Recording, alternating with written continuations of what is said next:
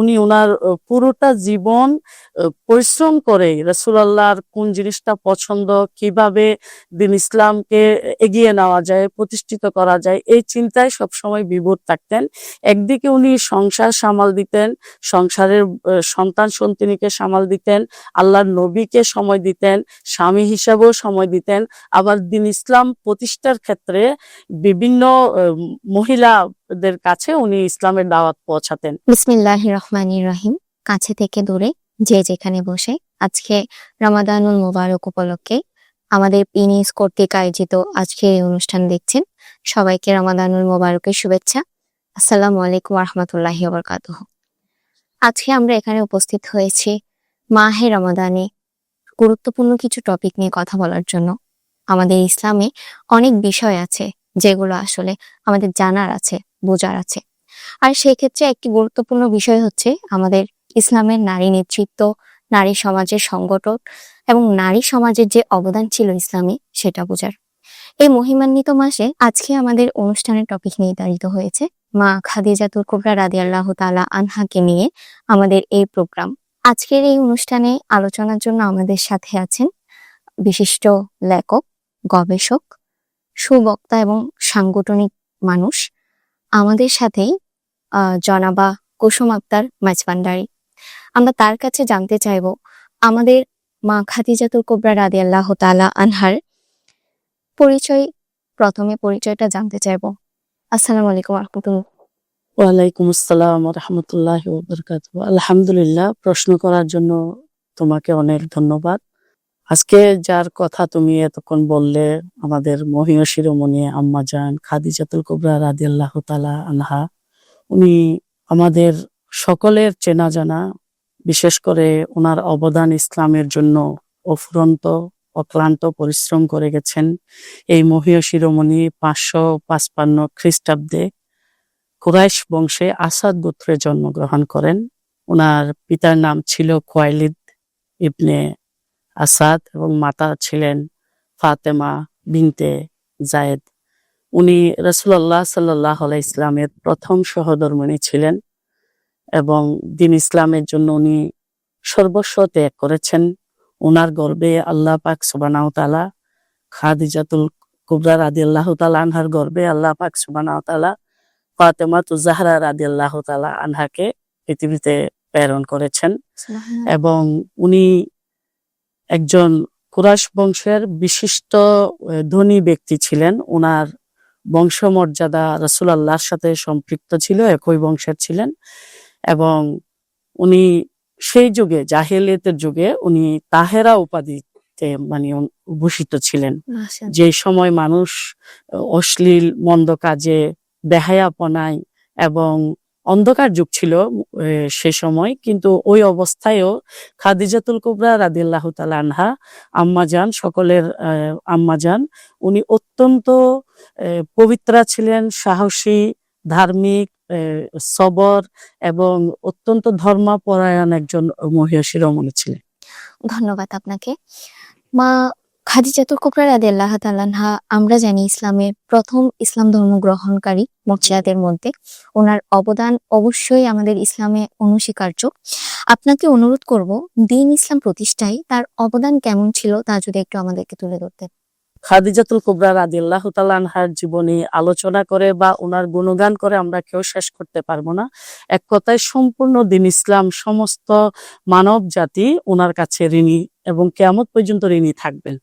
উনি শুরু থেকে যদি আমি বলতে যাই, আল্লাহ রাসূল সাল্লাল্লাহু আলাইহি ইসলামের উপর যখন ওহী নাজিল হয়েছিল ঠিক ওই সময় আল্লাহ রাসূল সাল্লাল্লাহু আলাইহি ইসলাম অত্যন্ত ভীত হয়ে গেছিলেন এবং খুবই চিন্তিত অবস্থায় ছিলেন। ওই অবস্থায় খাদিজাতুল কুবরা রাদিয়াল্লাহু তাআলা আনহা ওনাকে অনেক সাহস জুগিয়েছেন, অনেক বুঝ পরামর্শ দিয়েছেন। উনাকে ওনার চাচাতো ভাই ওরাকা বিন নওফলের কাছে নিয়ে যান এবং উনাকে আশ্বস্ত করেন যে আপনি এই বিষয়ে ভীত হবেন না, টেনশন করবেন না। উনি হচ্ছেন ওই ফেরেশতা যিনি মূসা আলাইহিস সালামের কাছে, হযরত ঈসা আলাইহিস সালামের কাছে তশরীফ নিয়ে এসেছেন। তো সেই বিষয়ে ওনাকে আশ্বস্ত করলেন আপনি হবেন আখেরি নবী, যার কারণে আপনার কাছে আল্লাহর বাণী নিয়ে ফেরেশতা হযরত জিবরাইল আলাইহিস সালাম প্রশ্ন নিয়ে এসেছেন। এবং সর্বপ্রথম যখন আল্লাহর নবীর এই জিবরাইল আমিন আগমনের কথাটা উনি জানতে পারলেন, সবার আগে আল্লাহ রাসূল চিন্তিত হয়ে উনাকেই বলছেন যে আমি যখন দ্বীনের কথা মানুষকে বলবো, মানুষ কি আমাকে বিশ্বাস করবে, মানুষ কি আমার কথা শুনবে, উনি চিন্তিত ছিলেন। তখন রাসূলুল্লাহকে আশ্বস্ত করে সর্বপ্রথম খাদিজাতুল কুবরা রাদিয়াল্লাহু তাআলা আনহাই ইসলাম গ্রহণ করেন এবং উনি ঘোষণা দেন আশহাদু আল্লা ইলাহা ইল্লাল্লাহু ওয়া আশহাদু আন্না মুহাম্মাদান আবদুহু ওয়া রাসূলুহু। আমি সাক্ষী দিচ্ছি আল্লাহ ছাড়া কোনো মাবুদ নাই এবং হযরত মুহাম্মদ সাল্লাল্লাহু আলাইহি ওয়াসাল্লাম আল্লাহর প্রিয় বান্দা ও রাসূল।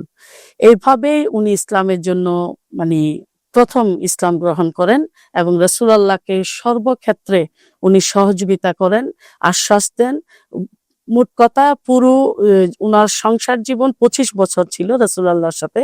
এই 25টি বছরে উনি উনাকে এত ছায়া দান করেছেন, টাকা পয়সা সর্বস্ব কায়িক শ্রম সহ সবকিছু উনার পিছনে দ্বীনের প্রতিষ্ঠার ক্ষেত্রে এত ব্যয় করেছেন যে নিজের পরনের 2-4 জোড়া কাপড় ছাড়া উনি কিছুই অবশিষ্ট রাখেন নাই।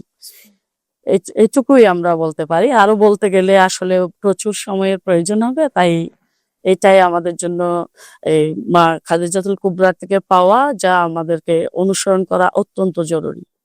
শুকরিয়া। আমরা জানি মা খাদিজাতুল কুবরা রাদিয়াল্লাহু তাআলা আনহা একজন ধনাঢ্য সম্পদশালী ব্যবসায়ী ছিলেন। বিবাহ পূর্ব উনি অনেক ধনাঢ্য ছিলেন। পরবর্তীতে রাসূল সাল্লাল্লাহু আলাইহি ওয়াসাল্লামের ন্যায় নিষ্ঠা দেখে, চরিত্র দেখে তিনি বিবাহ প্রস্তাব দেন।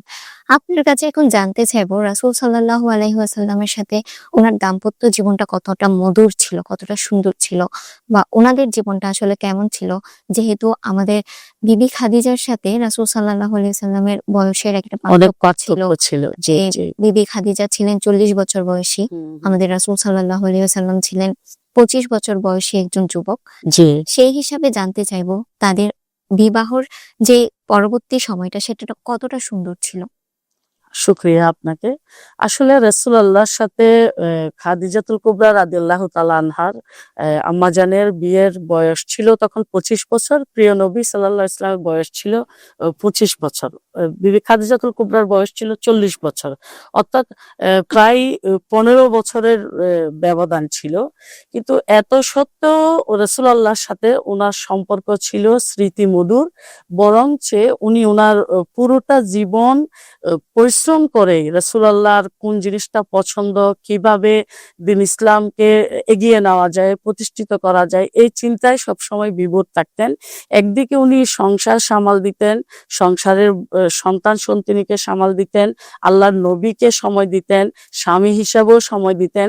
আবার দ্বীন ইসলাম প্রতিষ্ঠার ক্ষেত্রে বিভিন্ন মহিলাদের কাছে উনি ইসলামের দাওয়াত পৌঁছাতেন। ইতিহাস পাঠে আমরা জানতে পারি উম্মে জামিল অর্থাৎ আবু লাহাবের স্ত্রী, উনি সবসময় রাসূলুল্লাহকে কটূক্তি করে, কষ্ট দিয়ে, ব্যঙ্গ করে কথা বলতেন যেন মানুষ ওনার থেকে দূরে থাকে। কিন্তু এই সময়ে খাদিজাতুল কুবরা মানুষের কাছে ধারস্থ হয়ে এক আল্লাহর বাণী এবং রাসূলুল্লাহ নবী হওয়ার বিষয়টা তুলে ধরতেন। উনি সবার কাছে বলতেন যে উনি হচ্ছেন এই আল আমিন, উনি কখনো আমানতের খেয়ানত করে না, উনি কখনো আত্মীয়তার হক অনাদায় করে থাকেন না এবং প্রতিবেশীর খোঁজ খবর রাখেন। এই জাহেলিয়াতের যুগে ওনার মতো একজন ব্যক্তি পাওয়া মুশকিল। এই ধরনের মানুষ আমাদের জন্য একজন নবী হওয়ার জন্যই যথেষ্ট, যার কারণে রাসূলুল্লাহর কাছে ওহী নাজিল হয়েছে, উনি আল্লাহর রাসূল হিসেবে মনোনীত হয়েছেন। সুবহানাল্লাহ। এটুকুই।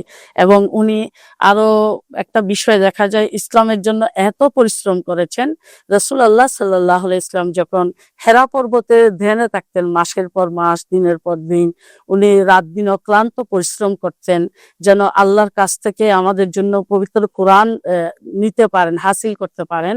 তখন খাদিজাতুল কুবরা প্রতিদিন আল্লাহ রাসূলের জন্য সকাল সন্ধ্যা দুবার আহার নিয়ে যেতেন সেই হেরা পর্বতে, যেটার উচ্চতা বর্তমানে গবেষণায় পাওয়া যায় 1187 থাক আছে, যেখানে একজন 25-30 বছরের যুবক উঠতে হিমশিম খেয়ে যায়, কয়েক থাক উঠার পর তারা একটু জিরিয়ে নেয় আবার উঠে। কিন্তু সেই সময় সেই যুগে আজ থেকে 1500 বছর পূর্বে কোনো থাক ছিল না, কোনো সুব্যবস্থা ছিল না, এলোমেলো পাথুরে পথ ছিল। সেই অবস্থায় উনি মানে অনেক কষ্ট করে ওনার হাঁটু ছিঁড়ে যেত, হাত ছিঁড়ে যেত, রক্তাক্ত হয়ে যেত। এই অবস্থায় উনি সে এত উঁচুতে উঠে রাসূলুল্লাহর জন্য খাবারের সুব্যবস্থা করতেন। বর্ণিত আছে রাসূল পাক সাল্লাল্লাহু আলাইহি ওয়াসাল্লাম ওনার কষ্ট লাঘবের জন্য অনেক সময় নিজেই হেরা পর্বত থেকে নিচে নেমে আসতেন, কিন্তু রাসূলুল্লাহর কষ্ট না হওয়ার জন্য খাদিজাতুল কুবরা রাদিয়াল্লাহু তাআলা আনহা আরো আগেই মানে চলে যেতেন, যেন রাসূলুল্লাহকে নিচে নেমে আসতে না হয়। এবং উনাদের মোহাব্বত এত বেশি ছিল যে, এত বুঝ পরামর্শ তাদের মধ্যে ছিল যে যে আল্লাহ রসুল সাল্লাল্লাহু আলাইহি ওয়াসাল্লাম উনি যখন মানে সংসার জীবনে 25 বছর ছিলেন, উনার উপস্থিত অবস্থায় উনি দ্বিতীয় কোনো বিয়ে শাদী করেন নাই। এবং উনার যখন পর্দা হওয়ার অর্থাৎ ওফাতের সময় গনিয়ে আসে, মা খাদিজাতুল কুবরা রাদিয়াল্লাহু তাআলা আনহা রাসূলুল্লাহর কাছে কয়েকটা ওয়াদা নেন যে, হে আল্লাহ রসুল, আমি যদি দুনিয়া থেকে পর্দা করি আপনি নিজ হাতে আমাকে গোসল দিবেন, আপনার পাগড়ি মুবারক দিয়ে, জুব্বা মুবারক দিয়ে আমাকে কাফন পরাবেন, আমার কবর যখন খনন করা হবে তখন আপনি কবরে একটু গড়িয়ে উঠবেন, একটু শুয়ে উঠবেন, এবং আমাকে যখন সওয়াল জবাব করা হবে তখন আপনি সেই সওয়ালের জবাব দিবেন। এই ওয়াদাটুকু নিয়েই উনি দুনিয়া থেকে পর্দা করেন। অতঃপর রাসূল পাক সাল্লাল্লাহু আলাইহি ওয়াসাল্লাম প্রতিটা ওয়াদা পালন করেন। উনি যখন ওফাত হন তখন উনি নিজ হাতে ওনাকে গোসল দেন এবং ওনার জুব্বা মুবারক, পাগড়ি মুবারক দিয়ে কাফনের ব্যবস্থা করে দেন। কবর যখন কোরা হয় তখন রাসূলুল্লাহ একটু শুয়ে মানে গড়িয়ে উঠেন ওখান থেকে, কারণ মা খাদিজাতুল কুবরা বলেছিলেন যে কবরে আপনার নুরানি পিঠ মুবারক লাগবে, আমার বিশ্বাস সেই কবরে আর আযাব হবে না। এরপর উনি দাফনের পর ওখানে দাঁড়িয়েছিলেন, সাহাবীরা ওনাকে জিজ্ঞেস করলো যে ইয়া রাসূলুল্লাহ আর কতক্ষণ দাঁড়াবেন, আপনি ফিরে আসুন। তখন আল্লাহ রাসূল সাল্লাল্লাহু আলাইহি ওয়াসাল্লাম জবাব দিয়েছিলেন যে আমি খাদিজার সাথে ওয়াদা করেছি যে তার সওয়ালের জবাবগুলো আমি দিব। সন্ধ্যা গড়িয়ে আসা তো মুনকার নকির সেখানে উপস্থিত হয় নাই। তখন জিবরাইল আমিন এসে আল্লাহ রাসূলকে বলছেন, ইয়া রাসূলুল্লাহ আপনি ঘরে ফিরে যান। আল্লাহ নবী বলছেন এখনো মুনকার নকির আসে নাই কেন?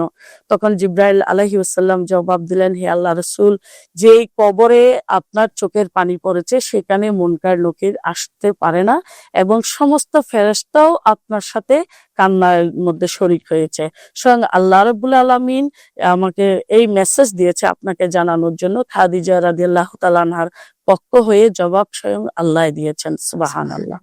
অসংখ্য ধন্যবাদ এই মহিমান্বিত মাসে এত বরকতমণ্ডিত কিছু আলোচনা আমাদেরকে উপহার দেওয়ার জন্য। ইসলাম এমন একটি ধর্ম যে ধর্মে নারীদেরকে কবর থেকে তুলে এনে উপরে স্থান দেওয়া হয়েছে, কখনো মা হিসেবে, কখনো বোন হিসেবে, কখনো স্ত্রী হিসেবে। এই ইসলাম প্রতিষ্ঠায় পুরুষের যেমন অবদান, তার পাশাপাশি নারীদেরও রয়েছে বলিষ্ঠ অবদান। তার মাঝে একটা চরিত্র বিবি খাদিজাতুল কুবরা রাদিয়াল্লাহু তাআলা আনহা। সুবহানাল্লাহ। আজকে এই রমাদানুল করিমে আমরা জানলাম মা খাদিজা রাদিয়াল্লাহু তাআলা আনহার জীবনী, তার অবদান কতটুকু ছিল এবং কতটা মধুর ছিল তার সম্পর্ক এবং রাসূল সাল্লাল্লাহু আলাইহি সাল্লামের সম্পর্ক। এরই মধ্য দিয়ে আমাদের সংক্ষিপ্ত আলোচনা এখানেই ইতি টানছি। সকলে ভালো থাকবেন, সুস্থ থাকবেন। আল্লাহ হাফেজ। আসসালামু আলাইকুম ওয়া রাহমাতুল্লাহি ওয়া বারাকাতুহু।